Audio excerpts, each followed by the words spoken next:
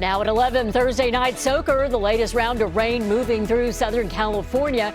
Beneficial showers for all of us, and a close eye tonight on the burn scars as we are monitoring for mudslides in the Palisades and in Altadena. The radar lit up tonight as more rain is on the way for the overnight hours. Here's a live look from our cameras all across the region. Fog and raindrops from Long Beach to downtown L.A. Good evening, everyone. Thanks for joining us. I'm Kathy Vara. We will have a live report from the Eaton Fire Zone coming up, but let's get you started with meteorologist David Bigger. He is tracking the rain. David? And Kathy, here's how it all looks on the First Alert Radar Network. And a loop over the past 3 hours or so, you can see how we had a big area of some shower activity that worked its way through the area. But you're noticing that a lot of these colors are that bright green, an indication of light rainfall, maybe down to some of these darker greens. That's more steady rainfall, getting close to the moderate end of things. But so far, nothing too bad. We do have a flood advisory, though, up for Santa Clarita, the San Fernando Valley, parts of the basin, as well as the San Gabriel Valley, up for up until about 4 a.m. That's actually brand new. It was originally up until about 11:15. So this has been extended through Friday morning 4 a.m. just because we are seeing a lot of ponding on the area roadways. A flood advisory means that there are conditions that are mostly a nuisance, but they can become unsafe if caution isn't taken. So make sure if you are going to be driving on any of the roadways tomorrow morning, slow down and allow some extra time. Here's the kind of shower activity we're seeing right now. You can see here's Arcadia, here's Glendora. You've got the 210 and the 10. You've got a lot of this dark green in here. You're only seeing the occasional little spots of yellow. That's an indication of the heavier rain. For the most part, it's just steady, moderate rain across the region. Transitioning down to Orange County, we just had this batch of showers go over the 5. Now it's heading up into the Santa Ana Mountains. It'll emerge on the other side and move across the IE. So Lake Elsinore will likely start to see some showers here pretty soon. And then off the coastline, we've got some additional showers just starting to get closer and closer to Ventura County. The scattered shower activity will continue through the overnight hours for tonight, so expect it to be soggy for tomorrow morning, but the showers will start to end by the time we finish the morning commute, and then we're looking mainly dry for the rest of the day. I've got details on that in just a few minutes. Back to you, Kathy. Getting us that latest information. Thank you, David. NBC4's Robert Cavassa continues our live team coverage of the rain. He is live in Altadena. Robert.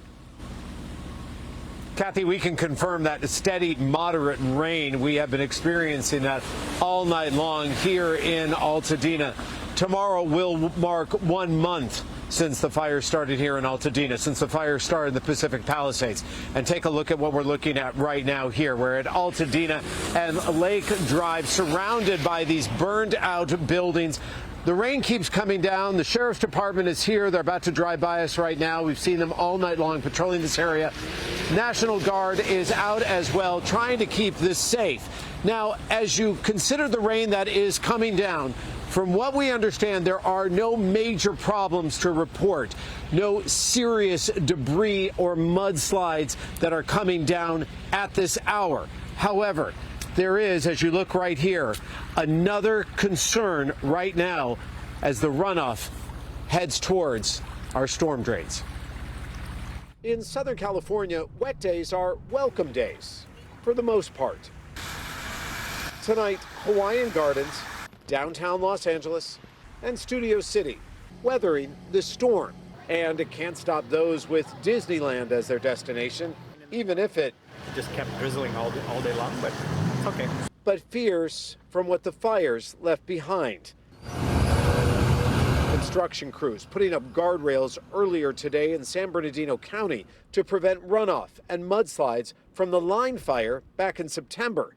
And this is what the fires left behind in Altadena and the Pacific Palisades. LA City Councilmember Tracy Park warned what the fires left behind was actually a dangerous mix of toxins from burned out buildings and homes. This kind of material does not belong at the beach, period. Any beach, anywhere. Tonight, a worrisome sight, the runoff flowing into our storm drains. And so, Kathy, as you consider rain that is still going to be coming our way, consider just how much more wet can our hillsides get, and then what about this runoff and what effect will it have? Live tonight here in Altadena, I'm Robert Kovacik. Let's go back to you.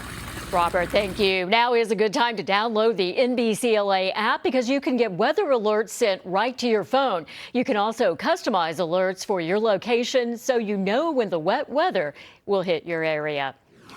Protesters outside Children's Hospital LA tonight after the hospital stopped hormone therapy for some transgender patients. This follows an executive order from President Trump. NBC4's Darsha Phillips is live in East Hollywood with more on the demonstration. Darsha.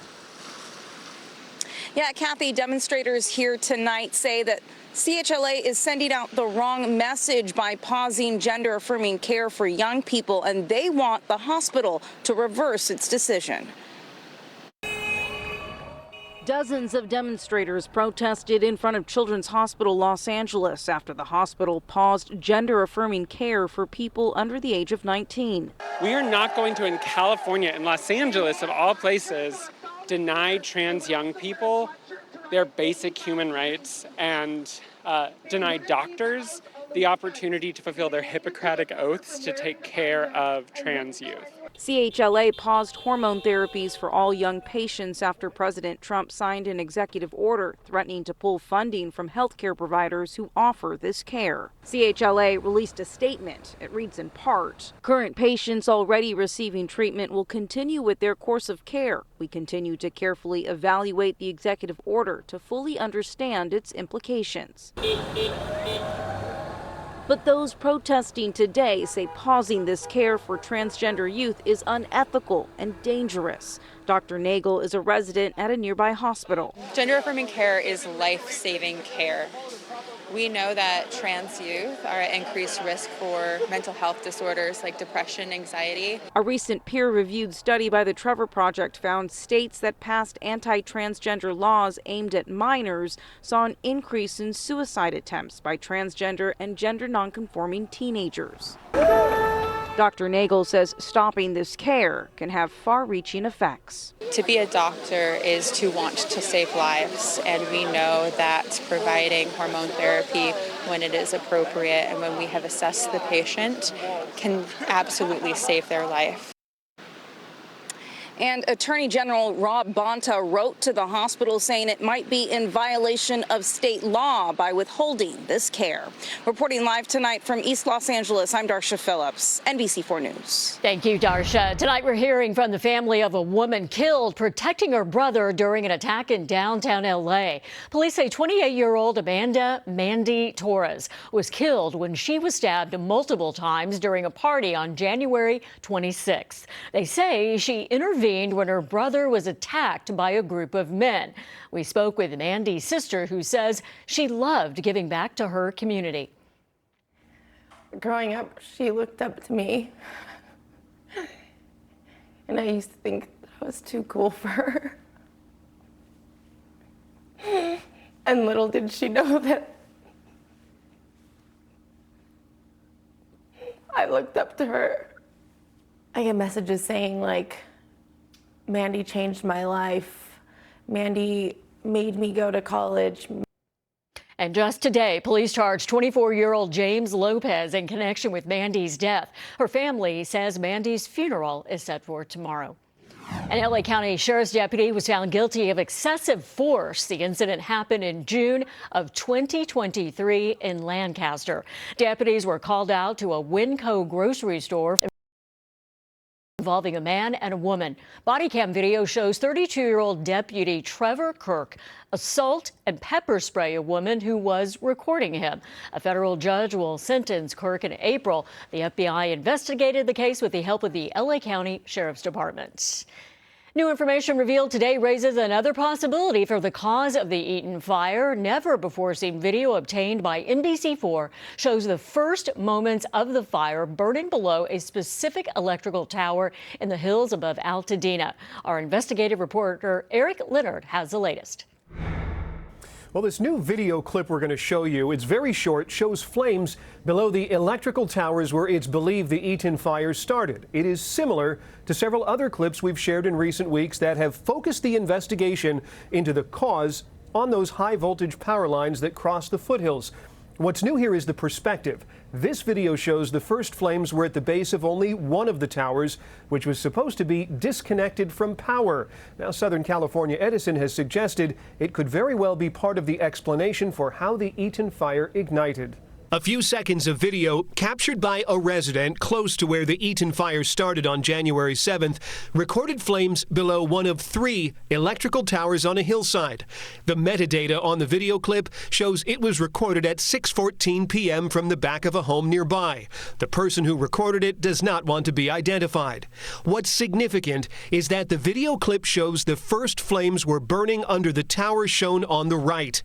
That's an old, decommissioned Southern California Edison tower, meaning its lines never carry live electricity. The path of that dead line, called the Mesa-Sylmar Circuit, is shown in green on this map, and the line ends right at the spot the Eaton fire started.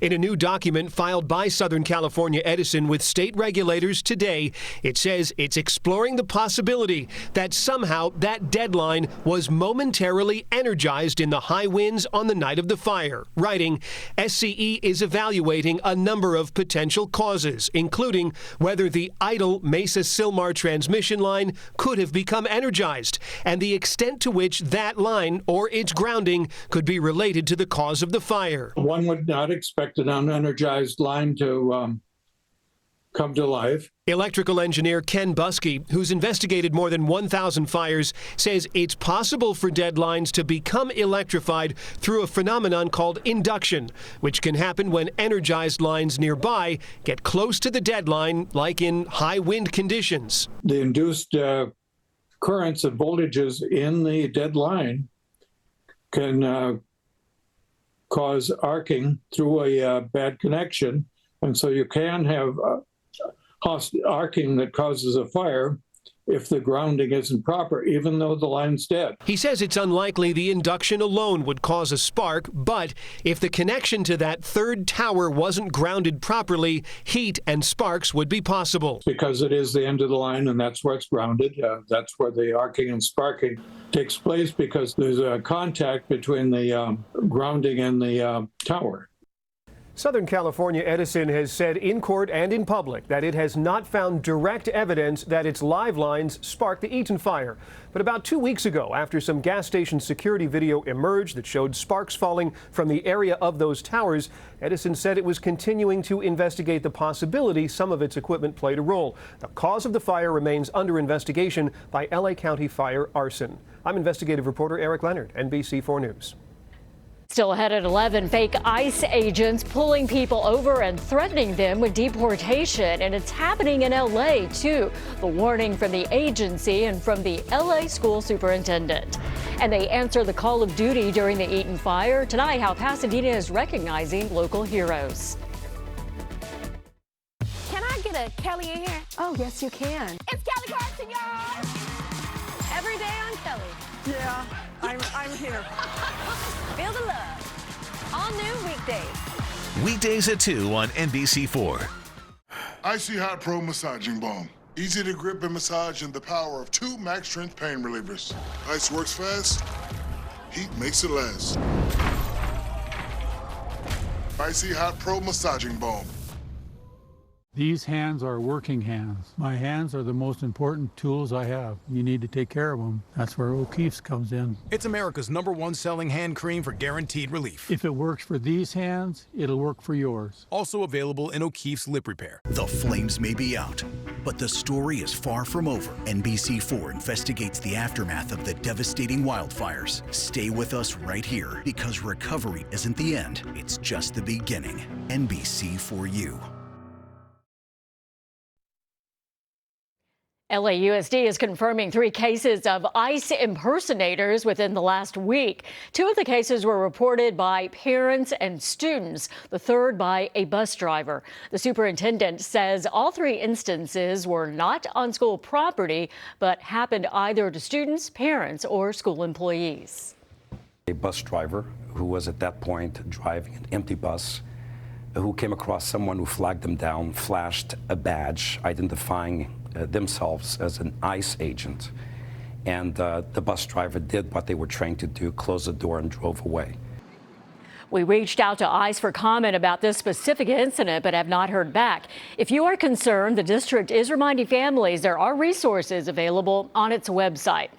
And tomorrow, NBC4 and Telemundo 52 are teaming up with a group of legal experts to answer your immigration questions. From paperwork to procedures to resources, we have you covered. Just call the number on your screen. Lines will be open from 5 p.m. to 6:30 p.m. The former interpreter for Dodger star Shohei Ohtani has been sentenced for stealing nearly $17 million from the world champ's bank account. Ippei Mitsuhara was sentenced to 4 years and 9 months in prison for bank and tax fraud. He also faces 3 years of supervised release and $18 million in restitution. He is set to surrender March 24th. Pasadena city officials gathered today to recognize the brave and selfless officers who saved lives. They showed police body cam video of police officers rushing to save lives during the Eaton fire. Several officers say they didn't think twice when they realized 2 women, one of them being 101 years old, were trapped inside their home as flames started to surround them. Probably one of the worst nights I've ever had in my 24 years in law enforcement. It's hard for me to watch that stuff because I don't think I processed it yet. Just grateful that we were there, that we had the opportunity. This isn't about us. The police chief says that on the night the Eaton fire broke out, at least 70% of his officers were out assisting in the impacted areas. And this just into our newsroom. A hit-and-run crash in downtown L.A. left this Waymo driverless taxi smashed up and sent at least 1 person to the hospital. It happened just before 10 on Grand Avenue near Pico. The driver that crashed into the Waymo did not stop and was last seen on Pico. So far, no arrests. Outside we go, a live look from our very wet camera here in Universal City. Meteorologist David Bigger tracking the rain in our forecast. And we'll continue to see this rain for the next couple of hours, Kathy, but it will sort of be on and off with some mist and some drizzle in between. So here's how it looks on the First Alert Radar Network, where you can see we've got some of these scattered showers out there, but you're noticing that now that this big batch of shower activity has worked through the area, we've got a little bit of kind of clearing on here before more showers off the coastline start working in.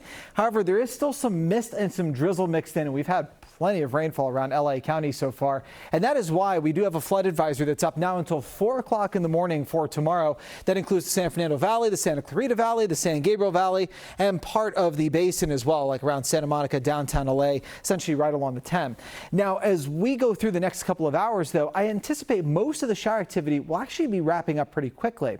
We might still see some runoff off some of the burn scars, but I really think we're still going to avoid any of those heavy showers. This is 1 o'clock in the morning here for tomorrow. You can see we saw some scattered showers working through the area, but as we go through the next few hours, we'll pause here at 4 a.m. Believe it or not, this is sort of the back edge of the weather system. You see some pockets of this darker green, an indication of some of that more moderate rainfall. But as you look back toward Ventura County, it's relatively dry. So I think if your morning commute starts in the Inland Empire or even ends in the Inland Empire, goes to the San Gabriel Valley at any point, maybe even Orange County, you'll likely have some active rain happening. While if your commute starts or ends in Ventura County, you might have more just a damp roadway to deal with for the morning hours. By the time we get to 6 a.m., you see the shower activity starting to break up over the IE. We've got just some clouds lingering over parts of LA County, but around Ventura County, we may actually have some pockets of clear skies, but I don't think that's going to stick around very long. I think we'll have clouds for the rest of the day. Even though it will be dry, this is 4 p.m., you're not seeing any green here on Futurecast. So as we take a look at the temperatures for tomorrow, expect it to be another cool day. We're looking at a lot of low to mid 60s out there. 62 degrees in West Covina, 61 in downtown LA, 64 in Riverside, 45 degrees in Big Bear. Your 7-day forecast, starting with the basin on top, coastline down below, shows that after we get past the morning showers tomorrow, it's dry for the rest of the day and dry heading into the weekend as well. But we do have some changes coming our way for next week. You can see that we do have rain listed for Wednesday and Thursday. Right now, we're just calling it a chance. The weather models that we use to kind of help us get an idea of what we're looking at are all over the place on this. I can tell you that we're likely going to see rain. It's very hard right now to figure out exactly when it's going to start and how heavy it's going to be. We'll work on that part of the forecast over the next couple of days, so make sure to stay tuned. We've got the valleys on top, i.e. forecast down below. You see the morning rain in there for tomorrow, but the rest of the day looks pretty dry. So if your alarm actually goes off after 6 a.m., You may not really have any rainfall to deal with across the valleys, at least. Dry for the weekend, beautiful weekend. Temperatures in the mid to upper 60s, close to low 70s. Cooler next week with the chances of rain returning by the middle of the week. High desert on top, low desert down below. Just a slight chance that we'll get maybe a small shower or two for the high desert tomorrow morning. Rest of the day should be dry. We do have some rain chances coming our way as we head into next week. And for the mountains, we'll likely see some early morning showers. It'll be in the form of rain, not snow, since the snow levels are up above 8,000 feet. But next week, with that next approaching weather system, there's a chance we could get some snow for the area mountains. But before then, plenty of dry days ahead and a beautiful weekend. Now let's look at your forecast. Now here's Olivia with sports. All right, thank you. So there's no stopping the Lakers right now, and you won't believe who Jake Paul had lined up as his next opponent. We're going to talk about it next on the Yamava NBC4 Sports Desk. If you like options, you'll love my $6 all-day big deal meal. Choose from 4 delicious entrees and 5 tasty sides with a drink. Oh, and nobody else includes breakfast items all day. Just this guy. At Jack, every bite's a big deal. Welcome to Jack in the Box. I'm Burt Ward, Robin from TV's Batman, inviting you to feed your dog Gentle Giant's canned dog and puppy food, and feed your cat Gentle Giant's canned cat and kitten food. Prepared with fresh meats, fresh fruits, and fresh vegetables, they can make a huge difference in taste and nutrition for your dog and for your cat. Our 27-and-a-half-year-old wolfhound Tara has lived more than triple her normal lifespan, eating only Gentle Giant's dry dog food mixed with Gentle Giant's canned dog food. At Petco, Stater Brothers, H-E-B, and more. Tough loss, Coach. Any words? They just played a much better game. Did you say munch? Sounds like someone's craving my new crispy boneless wings. Jack, what did you think of today's loss? Embarrassing. Try my new crispy boneless wings and so much more. Welcome to Jack in the Box. This is the Yamava Sports Desk on NBC4 with Olivia Garvey. Well, the two teams that made the two biggest trades at the trade deadline played tonight at Crypto.com Arena. Unfortunately, we're going to have to wait a little bit before we see the new guys. Luka Doncic will likely make his Lakers debut on Monday. No Jimmy Butler for the Warriors. He's got to do all the physical stuff. But still, it was a great game tonight. So much fun to watch. The Palisades High School basketball team taking in the game. They were invited by Steve Kerr, who went to Palisades, and so did Lakers owner Jeannie Buss. The team got a chance to meet with some of the players after the game, a night I'm sure they will never forget. That is so awesome for that group. All right, the Lakers, let's talk about this game. Came out with a vengeance. LeBron, look at this. James nailing 4 threes in a row. You couldn't stop him. You know you're feeling it when you're dialing one from the logo. Put your hands up. You deserve it. Are you kidding me? And here comes LeBron right down Broadway. The Lakers had a 26-point lead in the first half. No lead is safe when you're facing this guy right here. Steph Curry way downtown. Steph had 37 tonight, late fourth. The Dubs cut the Lakers' lead to 6. Austin Reeves goes high off the glass. The Lakers are pulling away, and then LeBron is about to hit the dagger, and boom, send everyone home. This was his night. LeBron had 42 points and 17 boards, second player in history to score 40 points at 40 years of age. It's unbelievable. The other being Michael Jordan, of course. Lakers have now won 10 of 12, 120, 112, the final there. All right, the Clippers and Pacers from Intuit. Miles Turner ready to rock the rim, or maybe not. There goes Kawhi Leonard the other way. He's like, not today. That's how you do it. Clips were up 20 in the first quarter before the Pacers caught fire. It happens. Pascal Siakam from downtown. Spicy P had 33. Ty Lue's look says it all. He's like, you got to be kidding me. Clippers lost 119-112. All right, it was a great night in the NFL, handing out all of its major awards. Bills quarterback Josh Allen wins his first MVP award. I think he deserved it. The Offensive Rookie of the Year went to the pride of San Bernardino, Commanders QB Jaden Daniels. What a rookie year. And then Rams linebacker Jared Verse, one of our guys, is your Defensive Rookie of the Year. Congratulations to him. Another big announcement coming out of NFL honors tonight. This guy right here, former Chargers tight end Antonio Gates, is going to the Hall. Big number 85, played his entire 16-year career with the Bolts. You don't hear that very often. And his 116 touchdowns are the most by any tight end in history. He was so clutch for such a long time, joining Gates and Canton. Former Eagles cornerback Eric Allen, former Vikings defensive end Jared Allen, and former Packer receiver Sterling Sharp. Congratulations to those guys. What an honor. All right, so fighting 58-year-old Mike Tyson in an exhibition was one thing, but getting into the ring with a super middleweight champion is a whole different ballgame. Jake Paul was in talks, was to fight Canelo Alvarez May 3rd in Las Vegas, but within the last hour, 10 minutes ago, those talks fell apart and the proposed fight is now off the table. Let's be honest, would Paul really stand a chance against the champ? Now, after all that, Canelo reportedly just signed a 4-fight deal with a Saudi Arabian sports promoter. And right after the deal was signed, the promoter said Canelo only fights real fighters. Ouch. It was fun while it lasted. This was the Yamaha Sports Desk on NBC4 with Olivia Garvey. Every beat up and mangled car here has a story. If you've been in an accident like this with serious injuries and bills piling up, call us at Larry H. Parker. Check out some of our results. The law offices of Larry H. Parker will fight for you.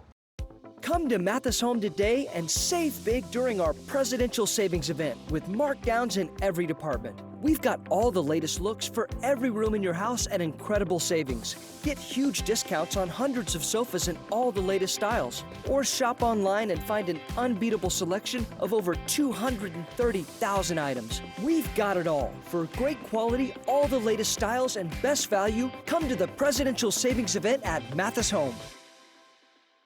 The team at Larry H. Parker earned my trust just by staying committed to my situation, reaching out to me, updating me. Every time I needed something, they were there to give it, showed that they actually cared and that loyalty and trust was there from the start. Former Vice President Kamala Harris stopped by Pacific Palisades today, touring some of the destruction from the Palisades fire. She not only saw a neighborhood destroyed by the fire, she also stopped by the Westwood Recreation Center, where there are resources for fire victims. And when it comes to rebuilding, she said communities must be mindful that these extreme weather events are becoming less rare. We have to have a system that is not only about responding during the crisis and after, but we have to build up the resources to deal with the inevitability of it and figure out how we can be resilient. After today, Harris has now visited the fire zones in Pacific Palisades and Altadena. Tomorrow marks 1 month since the fire started. And we're just 3 days away from the Super Bowl. And it's not just about the game. There's also a lot of hype surrounding the halftime show. As you know, Compton's own Kendrick Lamar takes the stage fresh off of his Grammy grab, where he claimed Song and Record of the Year. Here's what we can expect and how he's getting ready to perform. Maybe it's a 2-mile warm-up or a mile warm-up, maybe some push-ups, just to get the body movement. Sometimes you be out on that stage, man, it take you need some oil on your knees a little bit to get moving and get cranky. So physically, I'm just exercising the body, a little bit of stretching, a little bit of all that. Just some stretching. Kendrick will also said that SZA will join him on stage at some point. We'll be right back.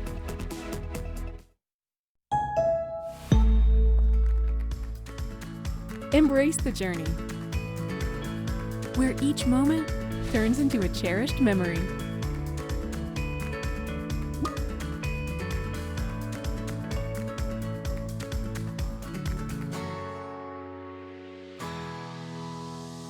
Ensuring life's journey and experiences along the way. AAA, we're always with you. A well-known musician is using his talent to send a message amid the heartbreak of the wildfires.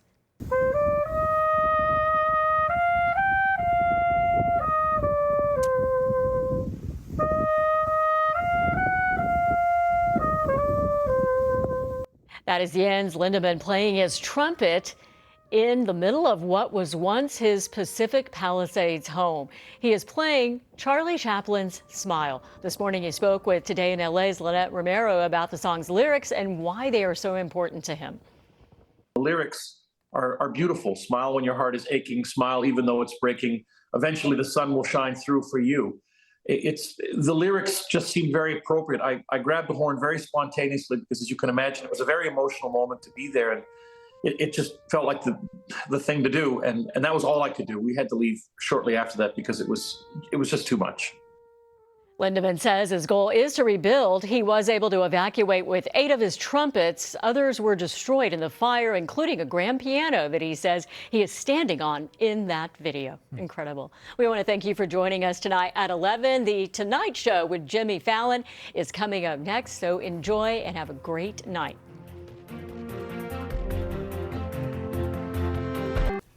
Tonight, a federal